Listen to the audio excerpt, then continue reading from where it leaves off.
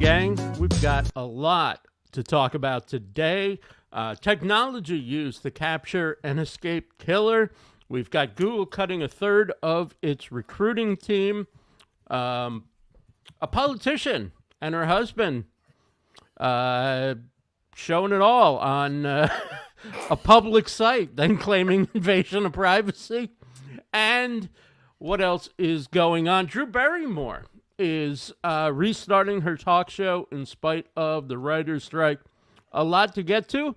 So what do you say we start the show? It's the StreamLeader Report Live Panel. Creators talking to creators. Raw, real, and unscripted. And sometimes they say the quiet part out loud. Here are your hosts, Claudia Santiago, Rebecca Gunter, Rob Greenlee, and Ross Brand.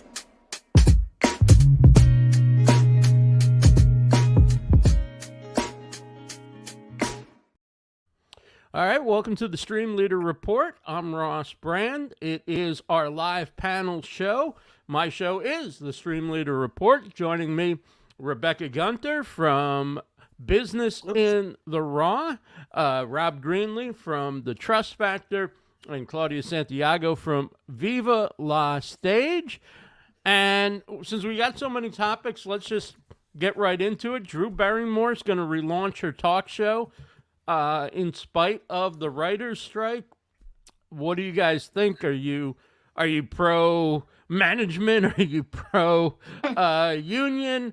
Do you not care? You know, what do you make of Drew Barrymore? And I think Bill Maher as well is I heard about I heard launching his show. Bill Maher say it too, right? I think it's just been too long. They needed to come to some sort of resolution, and all these people are used to making a lot of money, and they're not making anything right now unless they're on some sort of stipend from the union or something. But it's challenging for everybody, I think, right now, especially when you live in LA.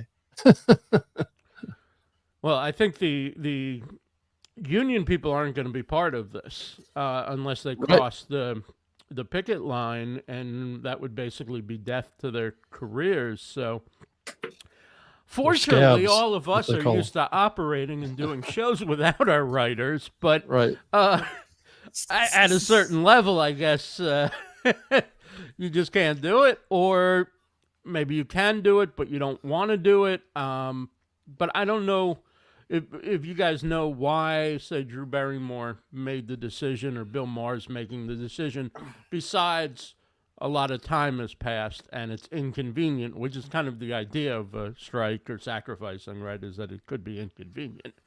But well, I think that there's pressures on the creators. They're under contract with their networks. Bill Maher is a good example of that. And they can push it for so long before they start maybe getting challenged around their contract obligations as well. So that's like management against talent, right? Mm-hmm. So, you know, and they may be trying to figure out a way to get around this issue. I mean, I agree the optics don't look good for the people that are out on strike, but it's the pressures of going too long with this.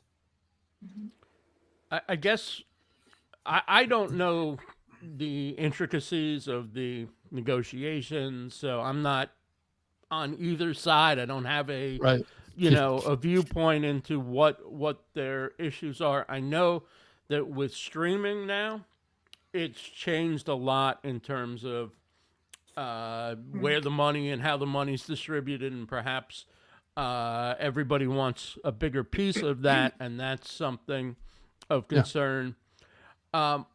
What I can say is that if this were happening in another industry, I would think some of the talent that is quick to say, I got to get back and whatever, would reflexively side with the union regardless of what the issue is without investigating it too closely. But when they're the talent and it affects their ability to earn as people who are more than well off, it's interesting how they shift their views on things. I see a little of that going on. I will Go ahead. contribute that I read that Kelly Clarkson. I will contribute that I read that Kelly Clarkson is paying her crew out of her own pocket to keep them momentum going. So I just to kind of consider that it isn't just like, well, we're either on a sinking ship or we're going to get off of it. That there are people out there who are trying to create a quality work environment and not violate, kind of like ethically their alignment with the strike. There's a way to do it for sure. Drew is contending that she's really a news show and should be exempt from the writer strike, which that's the part I'm kind of like, are you though? Okay, so aren't news writers also writers? Aren't they in the writers?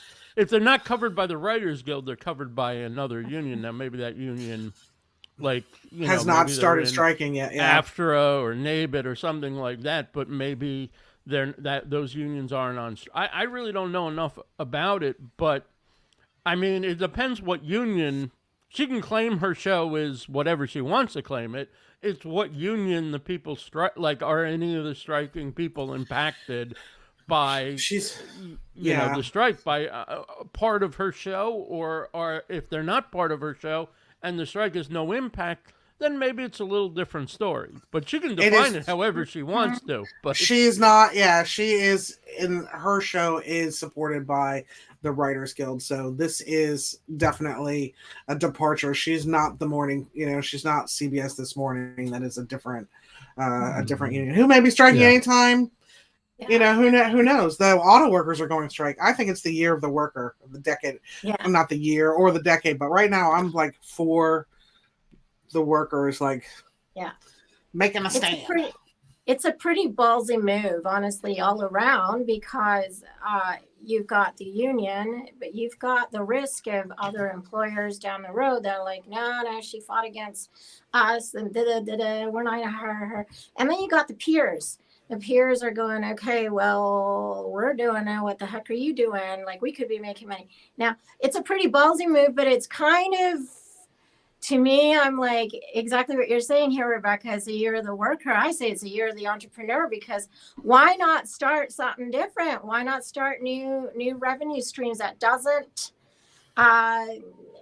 it doesn't include the bureaucracy. So I'm pretty excited. Actually, whenever I see a whole strike thing going on, I'm like, woo, time to invent, people. So I don't know. It's another that pressure point on the mainstream media, right? That they can't seem to get their act together or grow audience. And plus, I also heard when this strike started that there was a lot of rumors that one of the reasons was because of the threat of AI technology. Right. That's right. That's a whole other thing there. Yeah. Yeah. And what we think of, the union as sort of the worker, these can be very well paid jobs. These are, news writers at the network level and the big local network owned stations. I think they do very well, in terms of what they earn. The question comes with these entertainment shows.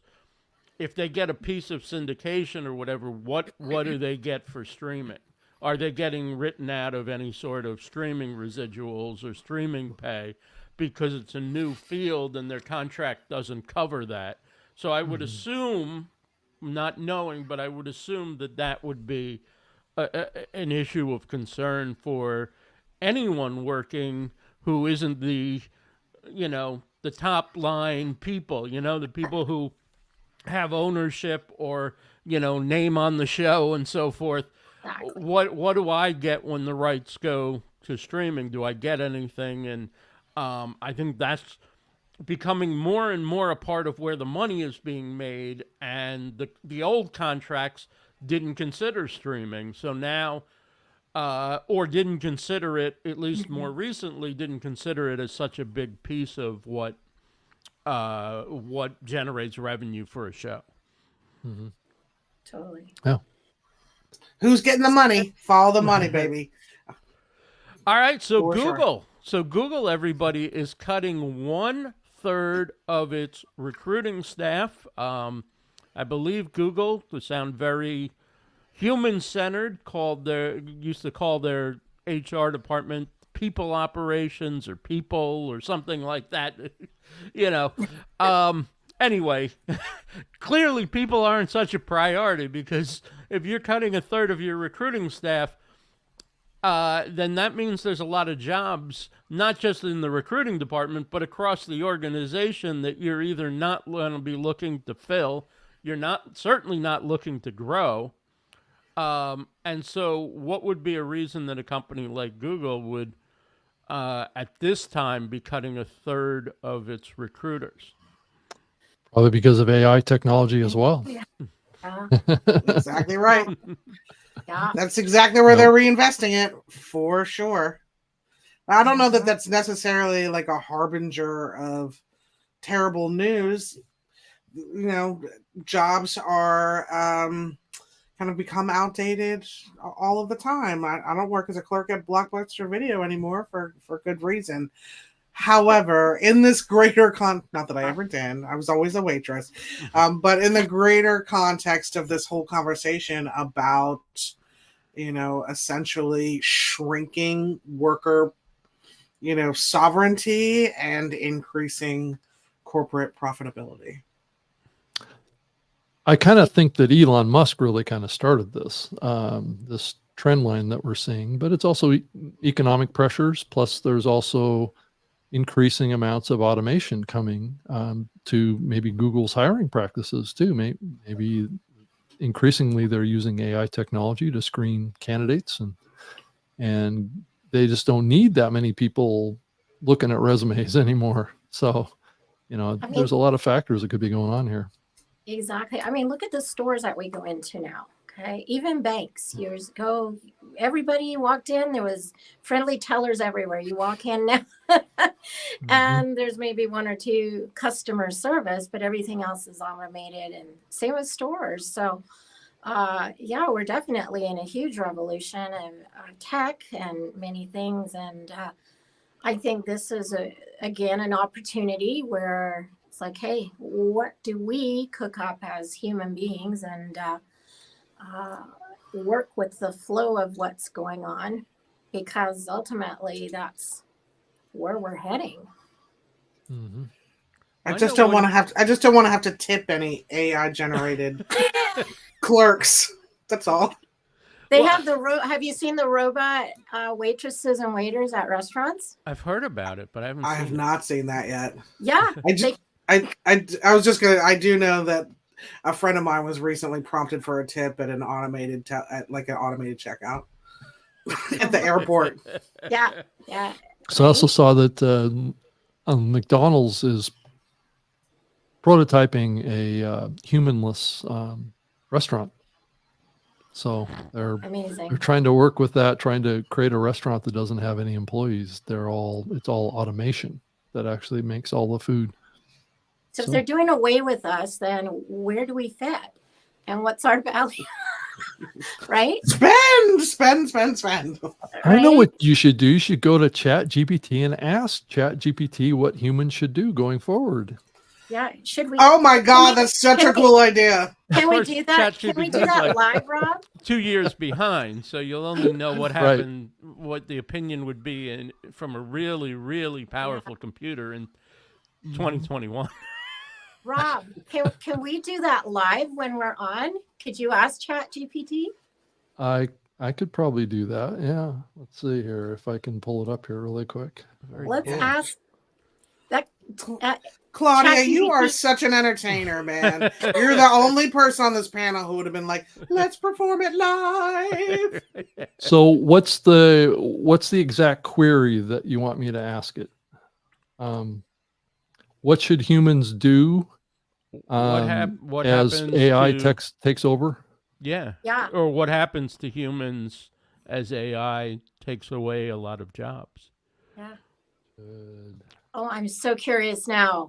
I want to know. Curious mind. And this is a masterclass in prompting as well, I think. Yes, impromptu. AI takes. Hey, you know what? It's easier than a guest on. We could just invite jobs. We could have ChatGPT as our guest. I can ask Siri. Oh my God. Because let's contribute to the minimizing of people.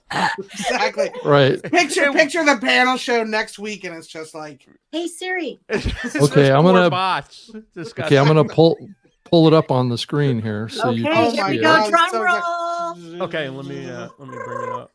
High fives. There we go. Okay. Okay, So we're in so you see ChatGPT 4. the query at the bottom. It says, "What should humans do as AI takes over jobs?" So here's Spend the money. query.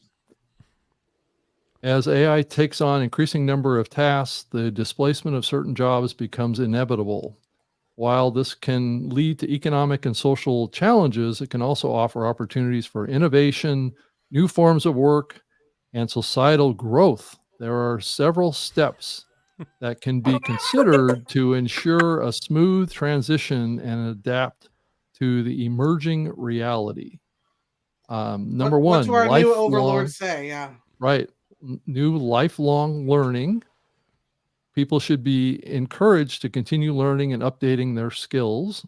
Number two is promote the entrepreneurship out there as traditional jobs decline. Opportunities for new businesses and business models and industries will emerge. Number three, emphasize soft skills. While technical skills are vital, soft skills like emotional intelligence, leadership, teamwork, and adaptability are equally crucial. And then number four, universal basic income, UBI. And as automation, so government money coming in the door. And then number five, rethink education. So we should rethink a traditional educational model into something that's more emphasize critical thinking, problem solving, creativity, and adaptability. Number six is mental and emotional well-being. There should be greater focus on psychological impact of job displacement. Number seven is government policies. Governments can implement policies that support workers in transitioning industries. Number eight is job sharing working hours with others as That's some lifestyle freedom.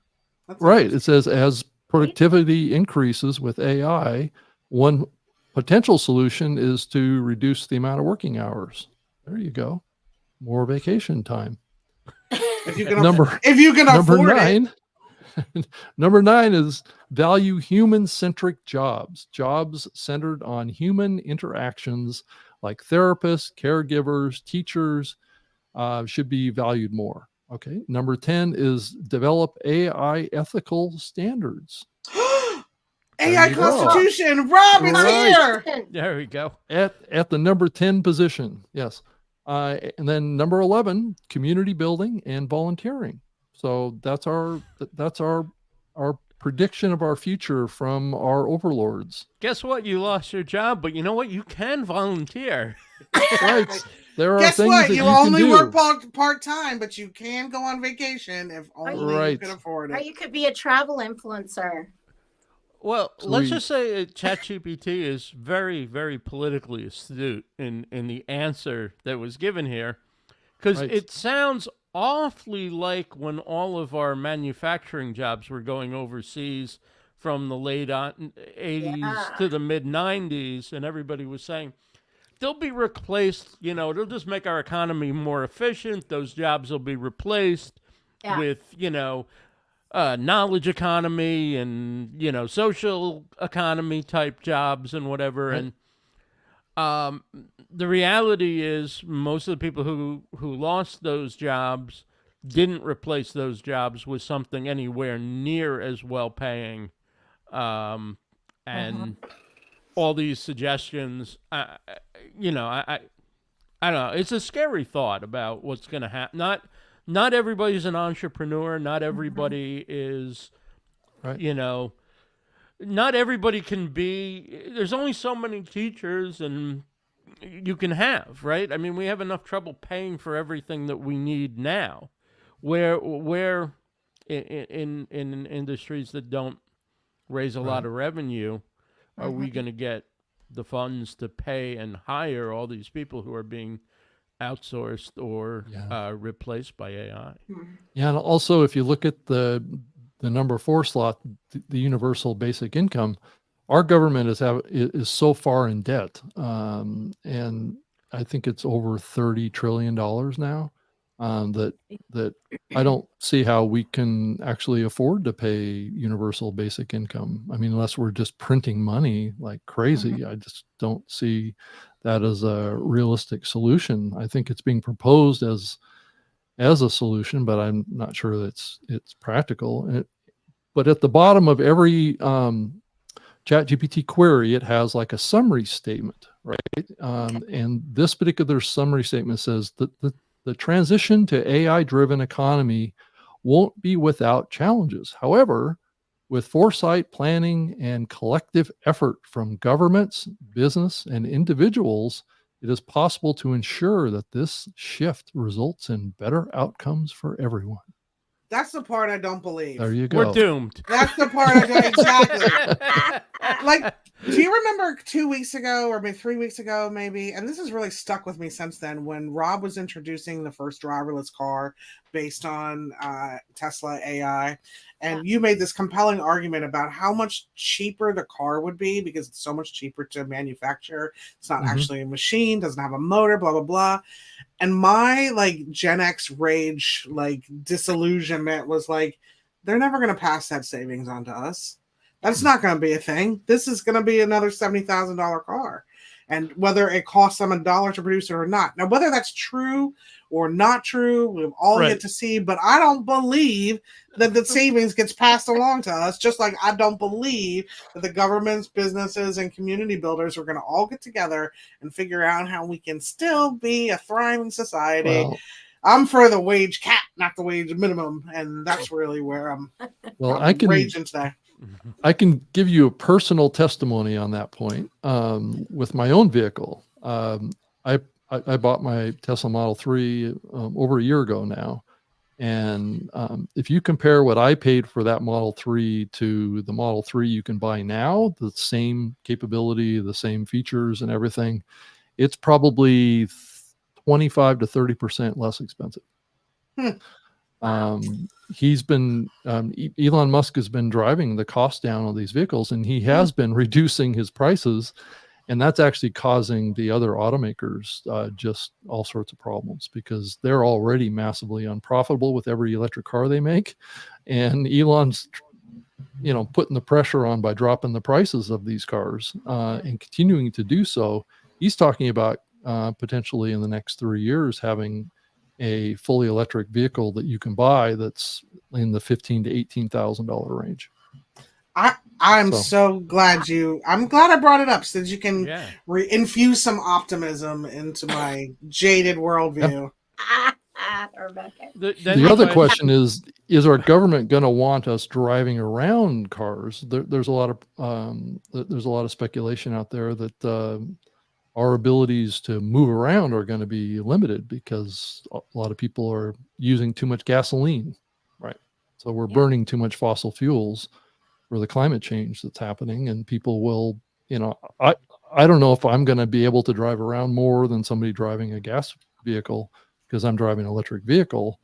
Somehow that's, more green, right? Where does the fuel that powers the electric grid come from? Well, that's the bigger question. Attached to the grid.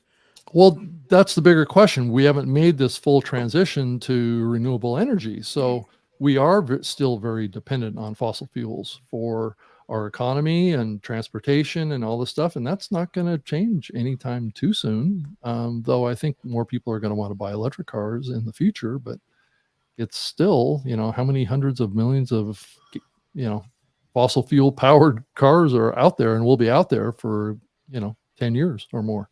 And how do we dispose of those parts and crush them, baby? Crush them. It's not it's not a panacea for the environment. I mean, there's a lot of issues with electric cars, just like there are with gas cars. Sure. And, getting the parts for them and how in the minerals. And how people are treated, I think that's mining for correct. those parts and all that. I mean, there's a lot involved in I think this it's fair. It's actual fair criticism of Okay. what's happening with electric cars. It's not that much better than burning fossil fuels, but I think the thing to think about is we are making a transition to something new. The question is that will we be able to transition the electricity generation part to be more efficient or cleaner or that kind of thing. I think that's still yet to be, fully deployed or even realized. Yeah. I'm so glad you brought that up, Ross. Totally. I think we forget that, we hear electric car and we think, oh, well, it's a wrap. Sounds great. I remember when EFTs came out and there was all this criticism about how much they actually require servers, and like, I'd never even thought of that. I was like, oh, it's a digital file. That we have really kind of put this dichotomy with like gas versus electric, something that's printed versus something that's electronic. And it's not necessarily that one is, an angel and one is a devil. Thank you for bringing that up. Yeah, it's the same thing with the internet. It's like the idea that everything's out there for everyone and whatever, but in fact, government, most businesses are using the same few companies to store all their stuff on the server. It's nothing for somebody to, wipe history of some event or some person clean pretty quickly. All you got to do is go to Amazon and, right? I mean, if everybody's using the same servers, it's actually a pretty centralized process, even though it seems so decentralized with 1 million websites and a billion, 5 billion different people with their own data everywhere and whatever. It's actually not as decentralized as we think it is, which is why, and I haven't really gotten into it, but people talk about blockchain and things like that. And again, even there, somebody kind of holds the key to things, right? I mean, is it completely impenetrable, your data, or I don't know. I mean, it's basically like driving a rolling iPad. I mean, that's basically what a Tesla is. I mean, got a touch screen, it does everything. And I think that maybe 2 versions of cars coming up from Tesla will not even have a steering wheel or pedals. So, I mean, they're already talking about it, because the whole full self-driving will be able to do everything. So why do you need a steering wheel? So, right. I got to say, it's super cool. Rob and I were at the same event in Philadelphia area, Icon 8 Independent. Yeah, you got to ride in my car. Right. And I got to take a ride in it. And it really is. It's this giant iPad. I mean, he still has to drive, but it does have some self-driving, right? Like it doesn't pick the. It's capable of it, but it's just I haven't paid the big expense right. having that ability, right? But it's a really cool car, and it's a really neat experience.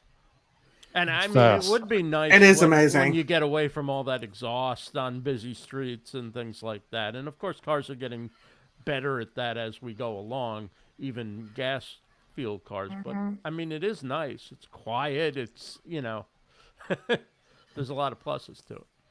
Yeah, Very cool. Enjoy it. It is very cool. We have a graphic that was set up here as a screen share. Does anybody know what that one is? That's the Google sheds hundreds of jobs article.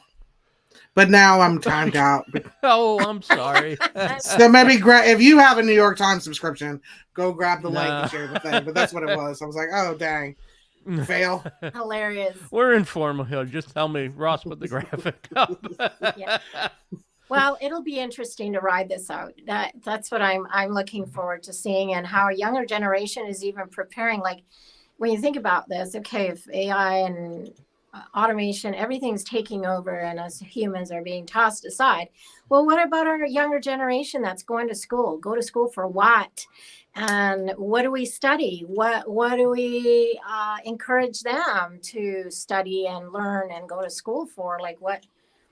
If once upon a time getting a degree in engineering to do XYZ. Well, AI robots are doing that. So how do we walk this out as today, us, but how do we help come alongside that younger generation to give them hope? Because honestly, I look at this and I go, geez, like, where are they going to fit in? Yeah, they give me hope. We have to fit in. Sorry, Rob. That's okay. No, I mean, I think it is a concern. It's also, the more I dig into it, and as we saw on that output from even ChatGPT, it's, soft skills and maybe the skills that we need to have going forward. We don't even know what those are yet. And I'm not sure it's entirely clear, but I have increasingly been hearing the soft skills like people skills and creativity and some innovation and things like that are really where humans stand out. And that may be a while before AI has those kind of cognitive capabilities. So it's just, that's our window of opportunity, I guess. Really. And generations across the globe are saying to their own parents, aha, I can be a musician and make it, right, Claudia? So being a I don't have content creator, right. Being an authentic content creator may be a good path forward too. I think we are going to see more AI content creations, but I think it's unclear whether or not humans are going to view those as trustworthy and authentic. So, us four, what we're doing here may be one of the paths forward into the future. So I think from your lips to God's ears. Yes, I think it's StreamLeader Report Counseling. Right. There you go. And subscribe to this every week and you'll get all that reinforcement that you need for your future success in the AI world. It's going to be right here. What a differentiator. Yeah, I mean, I think like people might be okay listening to a bot or something deliver the news headlines, but I think there's always going to be an appetite to see and hear what real people think about it and how it's impacting their lives and what their analysis, rather than, what does the machine think of AI taking over from humans or whatever the issue is. Never before has live streaming been so important, Ross. Yeah, yes. I hope. I mean, as it gets better, they who knows? But I think, that human element. Let's take a look at this. Is an interesting story. Virginia election candidate responds after leak of tapes showing her performing sex acts with her husband, and very bold, saying it won't silence me. It's an interesting story in that, from what I understand, they didn't do this like a long time before she ran for office, and her husband were on some site in which like lots of people publicly share themselves, having sex or being naked or whatever, and solicit donations and so forth, which they were doing. Are these campaign donations? I don't know. So is this an example of the future of soft skills or hard skills? That's the funniest thing you've ever said. Oh, Rob. That is so funny. Come up with that joke, ChatGPT. That's right, yeah. So she claimed that it was an illegal invasion of my privacy designed to humiliate me and my family when somebody shared the video with the AP, which then, ended up with it in the press. And her lawyer says disseminating the video is a violation of Virginia's revenge porn law, which makes it a crime to maliciously disseminate or sell nude or sexual images of another person with the intent to coerce, harass, or intimidate. Of course, the idea behind those laws was you filming a partner without their consent Yeah, and then right. using it, not somebody going and putting themselves on a public website and then claiming that somebody else reporting they're being on a public website Right. For real.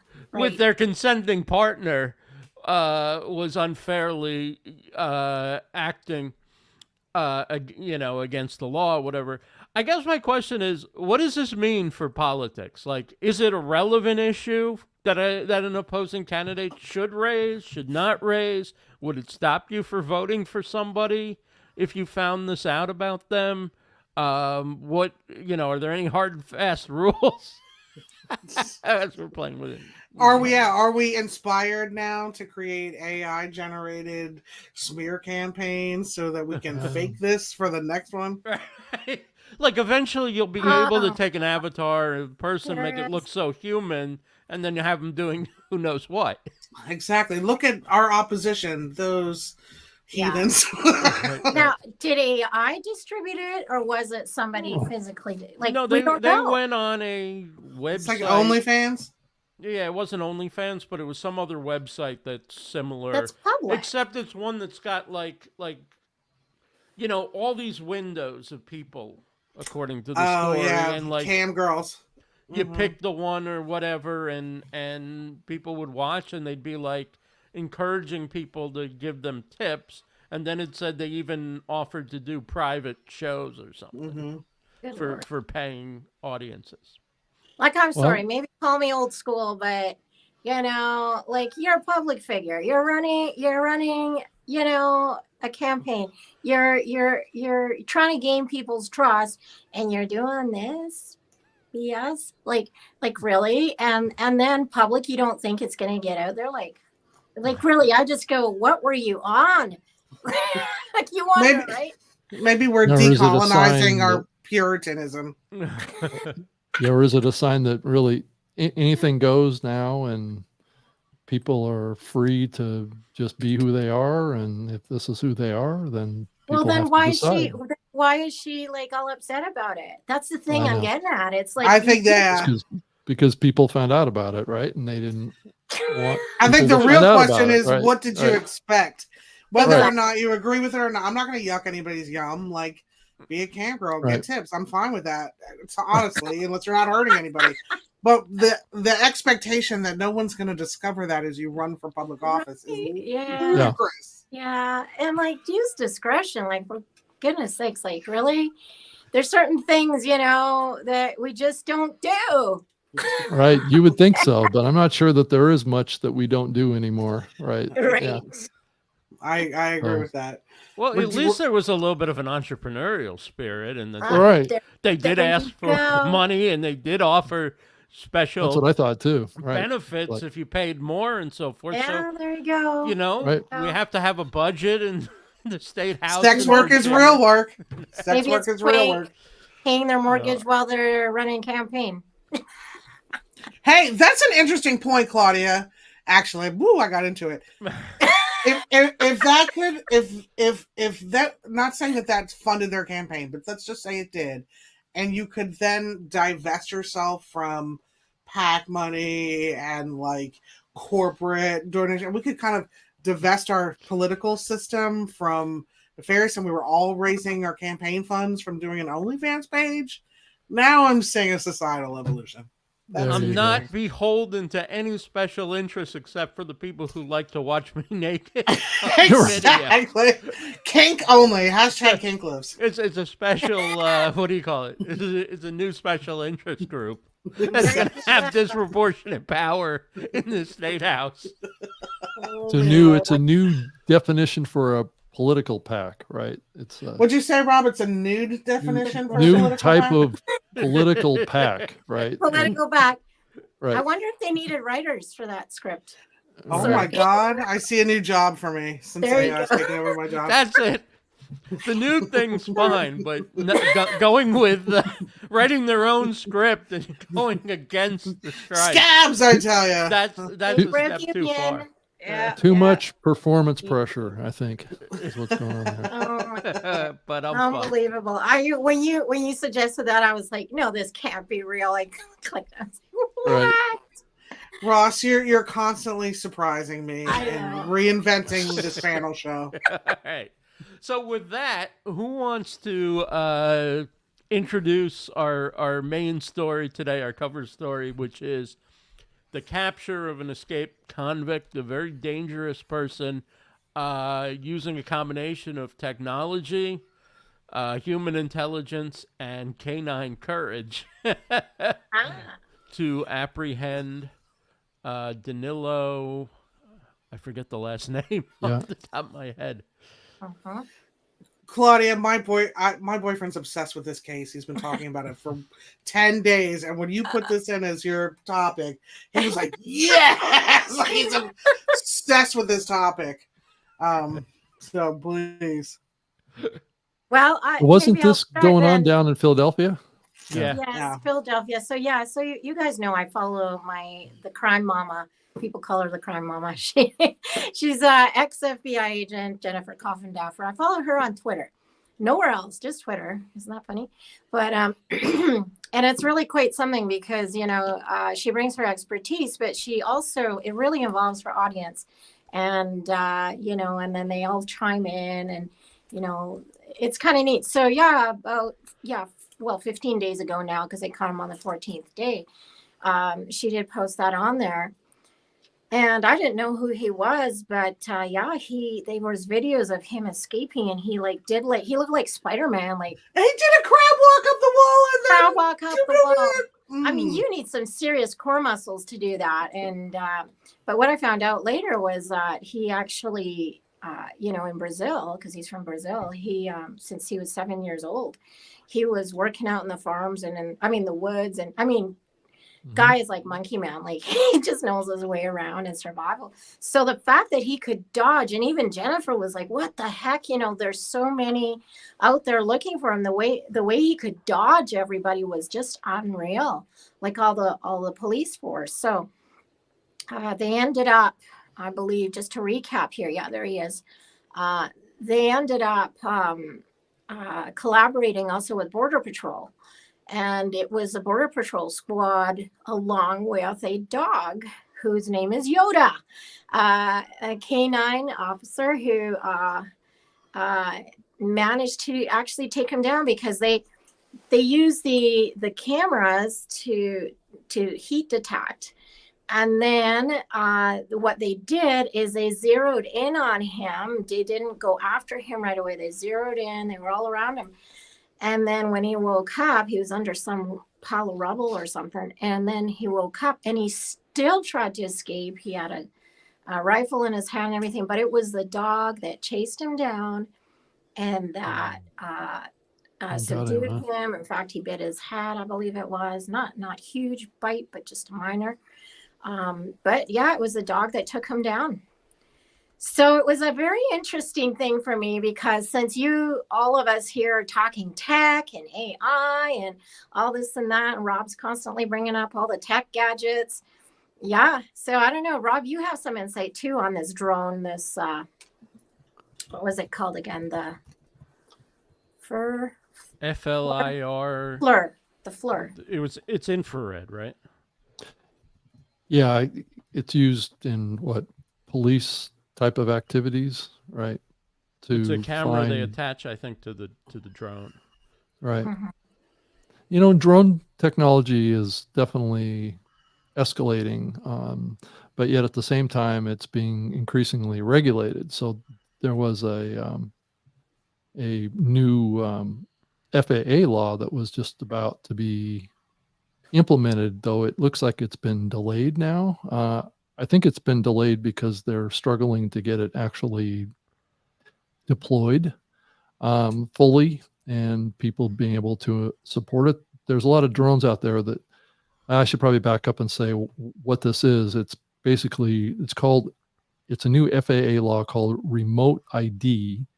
And what it does is it applies to drones that are in flight, have to transmit a transponder of sorts to the FAA to basically tell the FAA where they're located while they're in flight, so they can be monitored.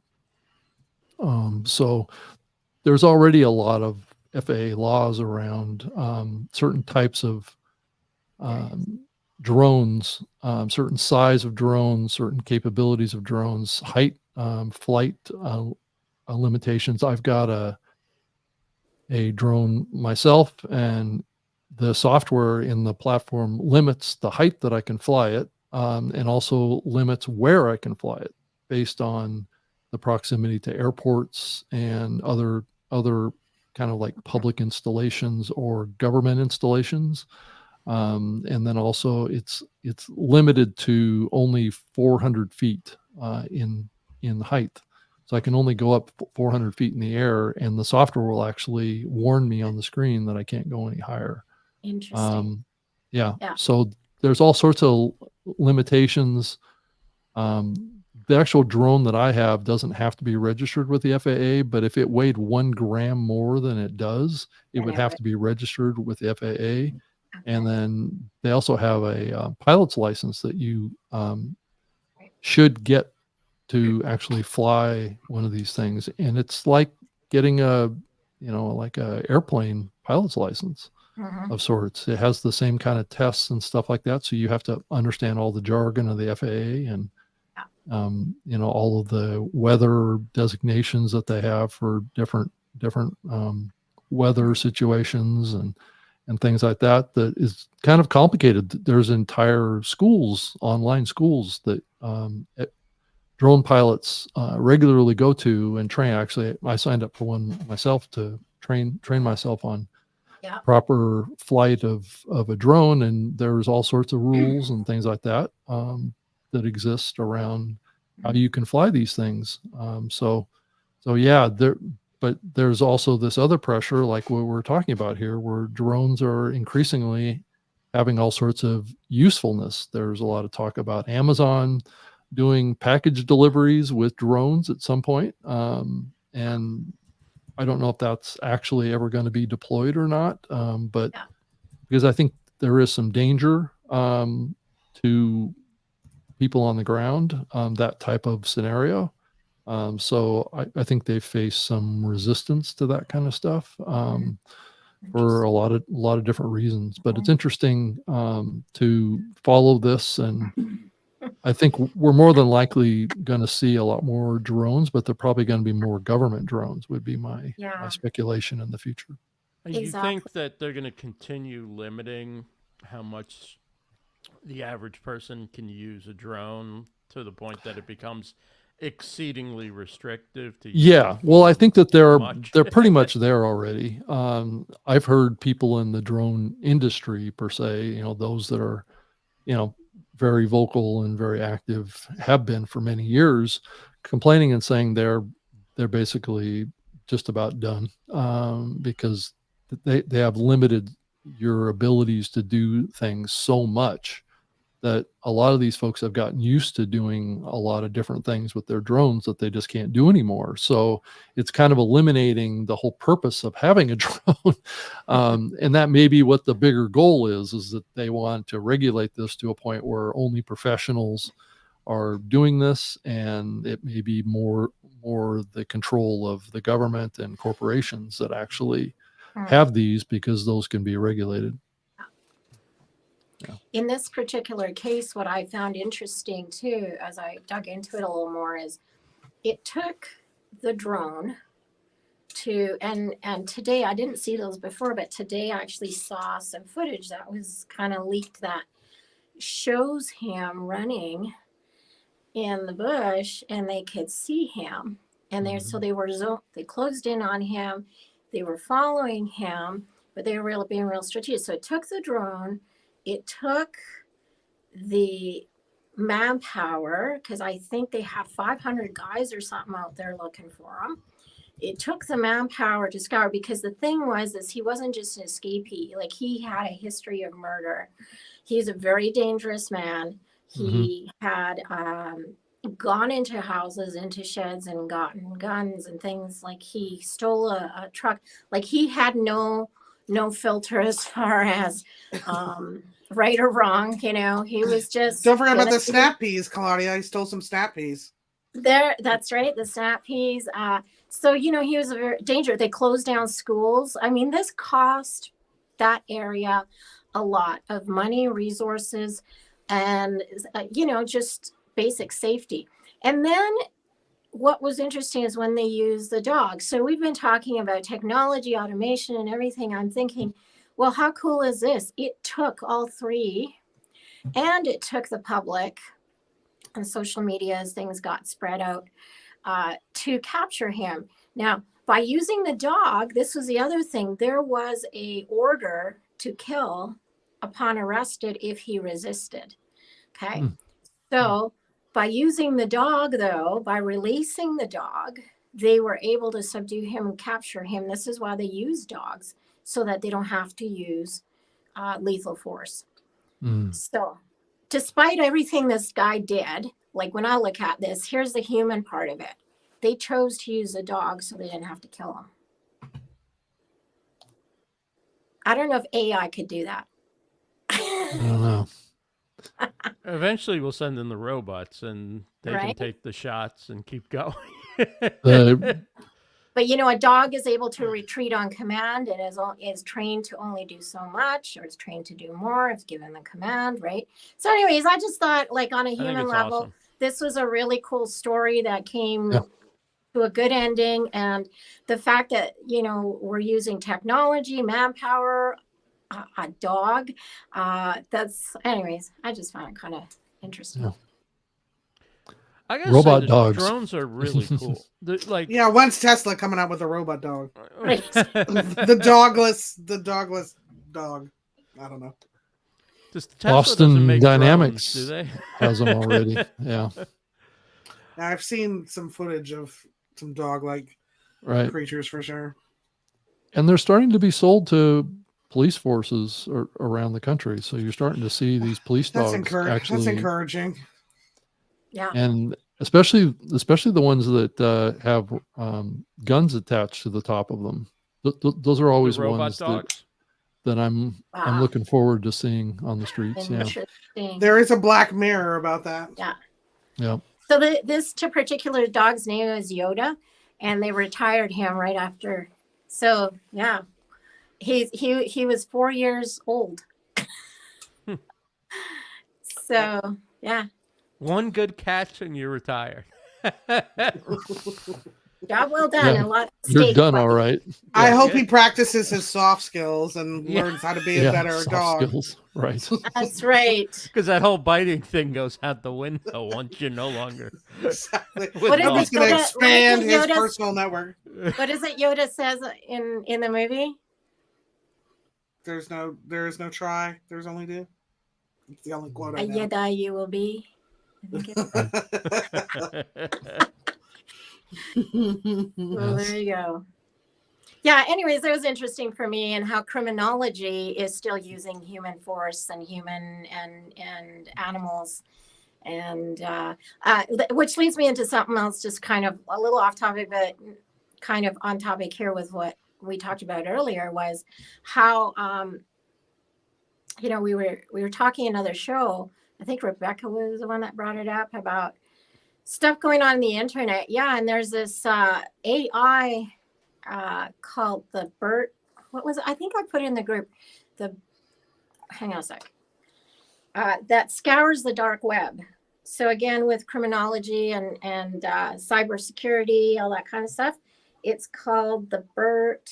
Hold on a minute. I got it here. Oh yeah, there's other things like, and here's one for you, Rob. The Worm GPT. You heard of that one? No, I haven't heard of that one. Did you say Worm? Is that what you said? Worm GPT, the fraud GPT, has appeared for sale on the dark web as of July 2022. Wow. So how is the dark web reacting to AI revolution? Okay, so dark BERT rises.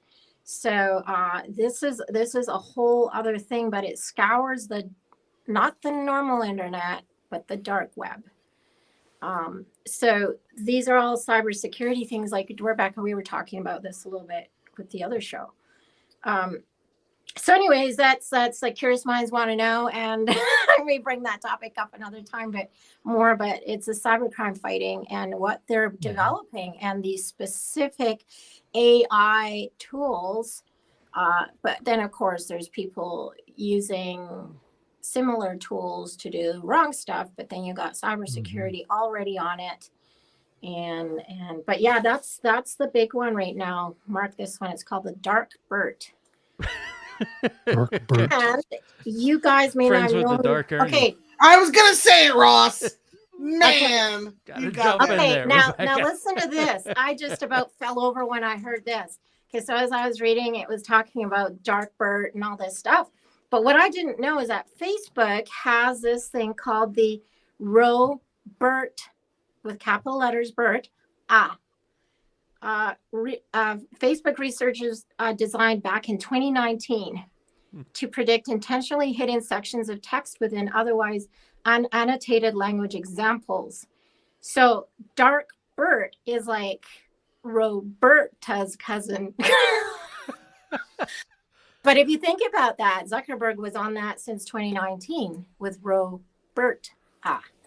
Well, I just looked up. Yeah, I just looked up Worm GPT, and it says right on the top for Black Hat, which is, things that you shouldn't be doing on the web, for lack of a better definition.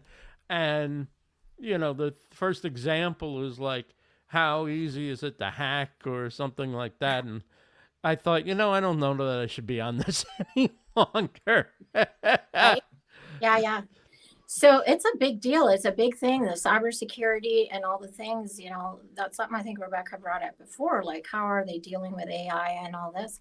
So yeah, so these intelligence is really developing that stuff. So when we think about the future and we think about, the younger generation too, it's like, I think there's going to be a lot of new job opportunities, literally in cybersecurity. Huge thing. More cops, less people. We're all going to be on vacation, remember? Right. Yeah, that's right. To the salt mines is more like it. Right? Or we learn how to program Roberta. Yes. And why they would call it Bert, like the Bert, there's something about BERT in capital letters that means must something. be an acronym for something. It's gotta be. Well, the AI that Google has is called Bard. That tells you anything. BARD. Right? No, that's Google's AI. Oh, Google's. And it's called Bard. What's BARD. Microsoft's got a ChatGPT something. It's called AI. I think it's called Copilot AI is what they call it. Wow, we BERT covered a lot today. BERT stands for Biodirectional Encoder Representations from Transformers. That was my second guess. Exactly, Ross. Holy moly. Well, we are out of time. This has been a fun show. We covered a lot of ground, some controversial topics, some craziness, a lot of things going on with tech, some good, some concerning, but we will keep you posted on everything going on in the world of tech and social and online business each week, Thursdays, 1:30 p.m. Eastern, for Rob Greenlee, host of The Trust Factor, Claudia Santiago, Viva La Stage, and Rebecca Gunter, Business in the Raw. I'm Ross Brand from the StreamLeader Report and the StreamLeader Report Live Panel. We'll see you again next week, Thursday, 1:30 p.m. Eastern. Have a great day, everybody. Woo!